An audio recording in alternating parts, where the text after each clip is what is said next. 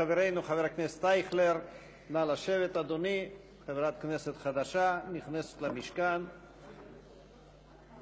חברי הכנסת, אני מתכבד להודיע לכנסת שעל פי סעיף 43 לחוק יסוד הכנסת, עם הפסקת חברותו בכנסת של חבר הכנסת דניאל עטר, שנכנסה לתוקפה היום בבוקר, באה במקומו חברת הכנסת יעל כהן-פארן. בהתאם לסעיף 15 לחוק יסוד הכנסת, אני מזמין את יעל כהן-פארן לעלות לדוכן. חברת הכנסת יעל כהן-פארן, אקרא בפנייך את הצהרת האמונים של חבר כנסת, ואת תשיבי מתחייבת אני. הנה נוסח ההצהרה.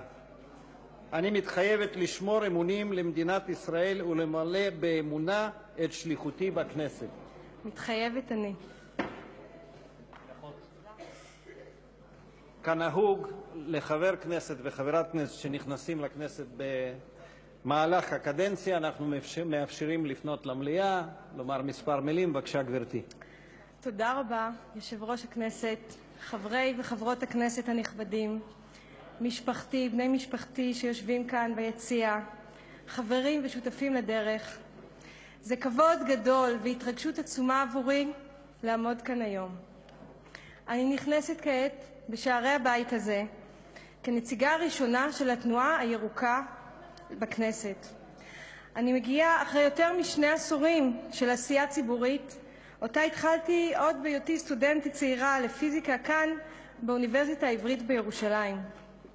בתום לימודי התואר הראשון בשנת 1999 הדרמתי למדבר, לשדה בוקר, סמל לחזון הציונות דוד בן גוריון, ושם התחלתי לימודים בפיזיקה בתחום של אנרגיה סולארית.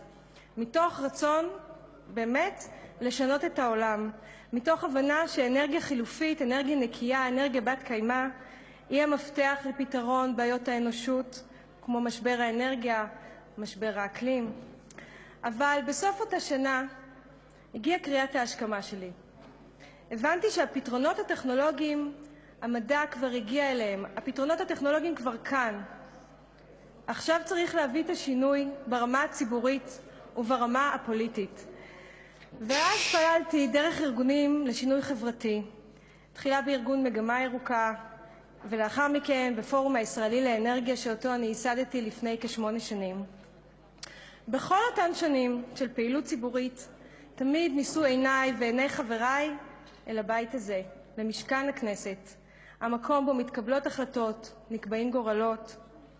אני חייבת להודות שלא תמיד זה היה מבט של הערכה. לעתים רבות התחושה הייתה שהבית הזה מנותק מהעולם שסביבו, מהמציאות היומיומית הקשה שחווים אזרחי ישראל, ובפרט מההידרדרות הסביבתית והחברתית הקשה בישראל ובעולם כולו. למרבה הצער, דווקא היום, מעמדה של הכנסת והדמוקרטיה הישראלית מאוד התערער בשנים האחרונות בקרב הציבור, ואני רואה זאת מחובתי ומחובת כל חברי הבית, חברי וחברות הכנסת, לפעול לשנות את המציאות הזאת. החיים הם בני חלוף.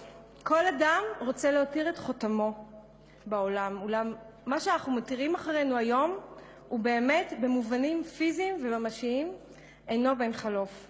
החיים שאנחנו חיים אותם היום בתרבות השפע והצריכה הם חיים שאינם בני קיימא. אנו מותירים לבנותינו ולבנינו עולם שפחות טוב לחיות בו, עולם צפוף, עולם מזוהם, אנחנו מזהמים אותו מדי יום ומכלים את יתרת משאביו הטבעיים. אנחנו מותירים אתגרים אדירים לדורות הבאים, אתגרים קשים, אתגרים מורכבים. אבל יש גם דרך אחרת, יש גם נתיב חלופי, והדרך הזאת היא דרך הקיימות. יש קשר הדוק בין סביבה, חברה וכלכלה, קשר שאי אפשר לנתקו. ההבטחה של קיימות היא הבסיס לחיים. המים שאנחנו שותים, המזון שאנחנו אוכלים, האדמה שמפירותיה אנחנו חיים, האוויר שאנו נושמים. הקיימות היא תפיסת עולם, זאת גם שליחות. היא אינה מוגבלת לעיסוק בהגנה על הסביבה, היא בעצם עוסקת בכל תחומי החיים. אחריות עצומה מוטלת על כתפיי ועל כתפי חברי וחברות הכנסת, עמיתיי כאן מהיום, להנהיג ולהביא לידי ביטוי את תפיסת הקיימות במשכן הכנסת. כל הצעת חוק, כל החלטה, כל מדיניות צריכה להיגזר מהשאלה איך היא משפיעה על עולמנו היום ועל עולמם של ילדינו וילדותינו מחר. בעבודתי כאן בכנסת אני אעסוק בכל הנושאים של סדר היום, ואני אעשה זאת מתוך חשיבה שונה, מרחיקת ראות, חשיבה ביקורתית, ובעיקר כזאת ששמה את האחר לפני העצמי, מתוך הסתכלות על העולם שיש ועל העולם שיכול להיות. אני גם כמובן אעסוק בהרבה מאוד נושאים קריטיים שאינם מגיעים עדיין לסדר היום של הבית הזה. למשל התחדשות עירונית, תכנון בר קיימא, שמירה של השטחים הפתוחים והמגוון הביולוגי, אנרגיות מתחדשות, התייעלות אנרגטית ובנייה ירוקה, זכותם של בעלי החיים לחיות ללא סבל והתעללות, פלורליזם דתי, רב תרבותיות, כלכלה בת קיימא, כלכלה חלופית, ויש גם עוד כמה. אני פועלת מתוך אמונה שאפשר ליצור כאן מקום שטוב יותר לחיות בו, עבור כל מי שחי כאן, יהודים וערבים, דתיים וחילוניים, מזרחיים ואשכנזים, עולים וותיקים, נשים וגברים, סטרייטים ולהט"בים. הקיימות היא בסיס לשיח משותף בין כל הקבוצות והמגזרים בחברה הישראלית, והמלאכה רבה. משבר האקלים, שבעוד כשבוע יחל דיון מאוד מאוד רציני בפריז, ואני יודעת שגם ראש הממשלה נוסע אליו, ומשלחת מהכנסת, משלחת מהממשלה. משבר האקלים שאנו, בני האנוש, יצרנו במו ידינו, זה איום קיומי ומוחשי לעתידה של החברה האנושית. למשברים הפוליטיים שאנחנו חווים בימים אלו יש גם רגל סביבתית, והיא קשורה למשבר האקלים.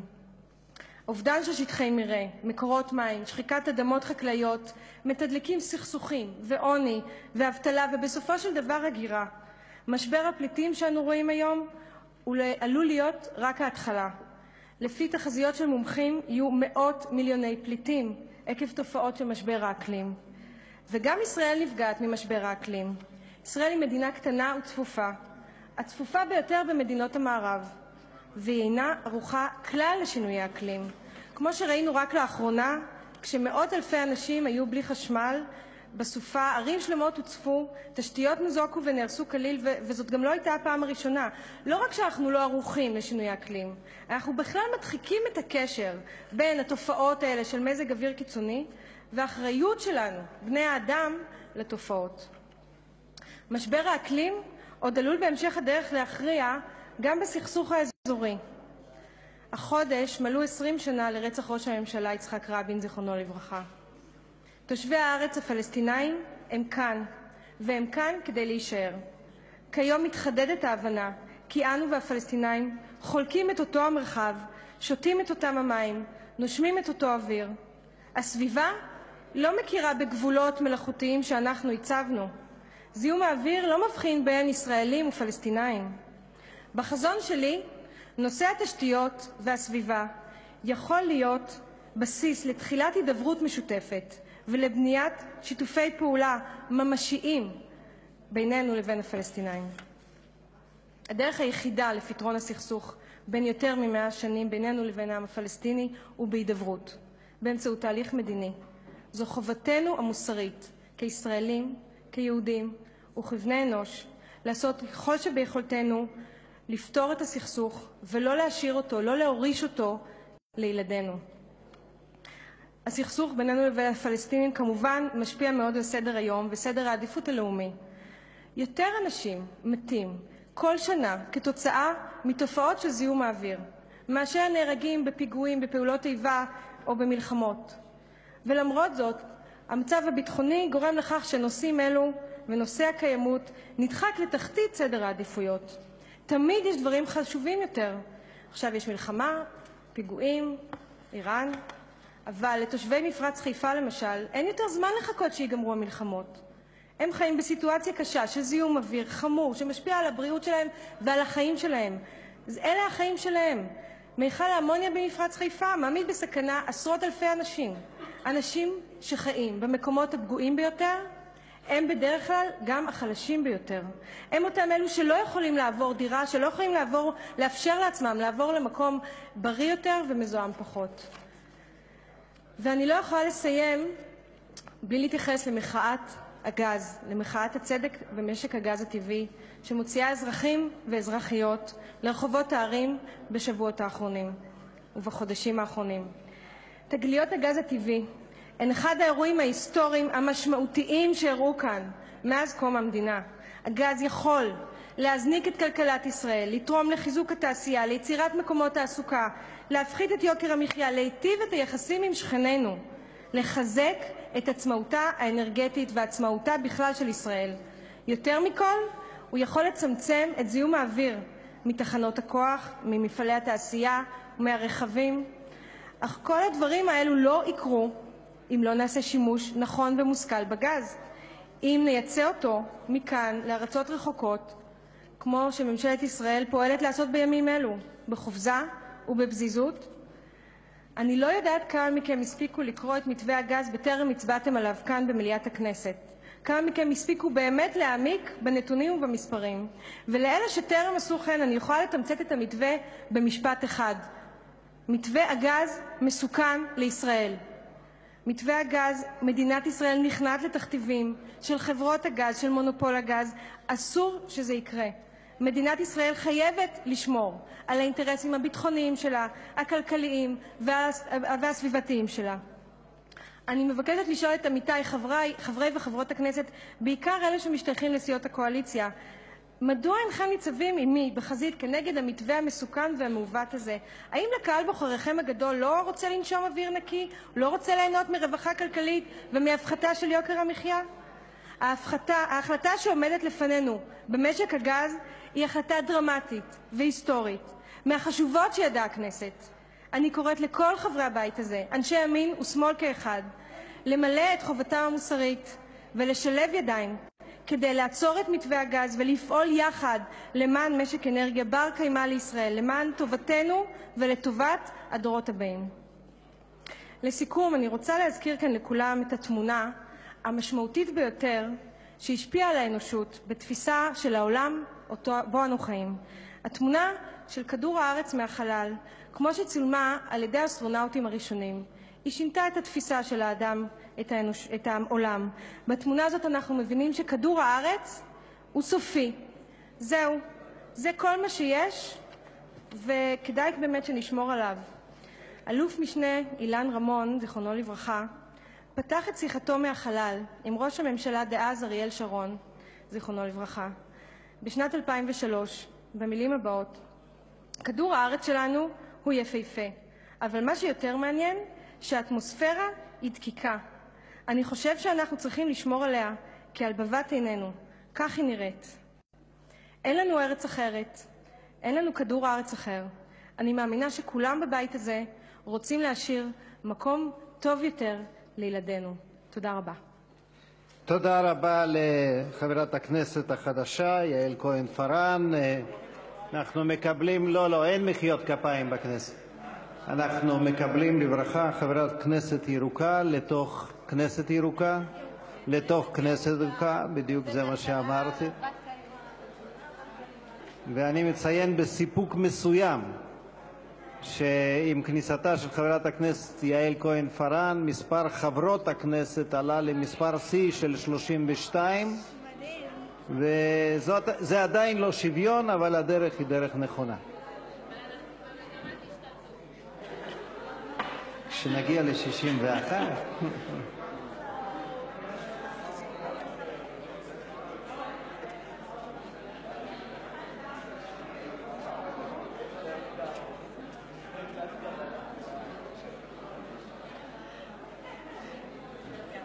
ירדנה, שיחקת אתכם בשמלה. צריך גם לפעמים להגיד חזרה.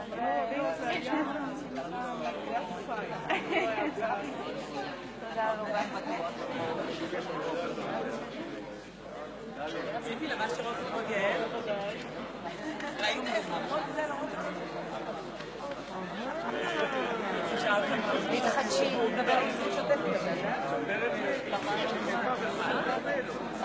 חברי הכנסת, אני מתכבד להזמין את חברת הכנסת ציפי לבני לברך, על פי בקשת הח"כית החדשה, לברך אותה במספר מילים. בבקשה, גברתי.